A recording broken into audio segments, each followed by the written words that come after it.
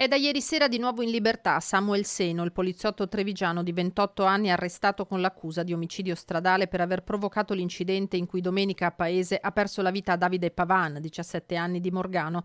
Il pubblico ministero Mara De Donà non ha ritenuto che sussistano i presupposti per confermare la misura cautelare degli arresti domiciliari. La reiterazione del reato, che nel caso di specie non dovrebbe esserci, comunque un pericolo di fuga che non c'è e un pericolo che lui possa inquinare le prove.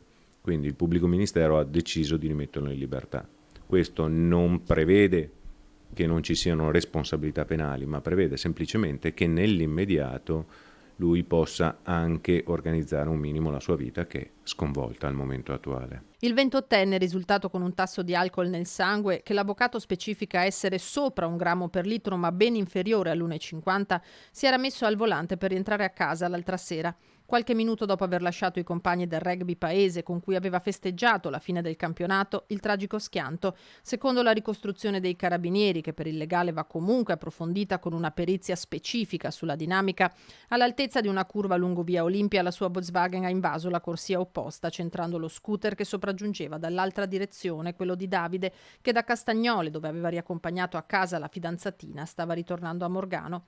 È stato lo stesso 28enne a chiamare subito i soccorsi. Il ragazzo è sotto shock, è inutile fare tanti giri di parole, non è in grado al momento attuale di ricordarsi quello che è successo, come è stato l'iter del sinistro. Il ragazzo sta pensando solo ed esclusivamente alla sua famiglia e alla famiglia del minore, che è venuto a mancare purtroppo, e questo per lui è devastante. Il 17enne ha perso la vita sul colpo. Il pubblico ministero ha disposto sul corpo del ragazzo l'autopsia fissata per giovedì e affidata al medico legale Alberto Furlanetto. L'indagato intanto ha chiesto di poter avere un contatto con i genitori di Davide.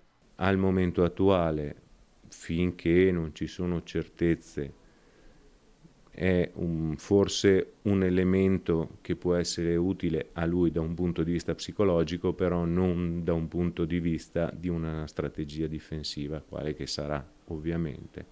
Quindi lui vorrebbe mettersi in contatto con la famiglia, cosa che probabilmente faremo però più avanti.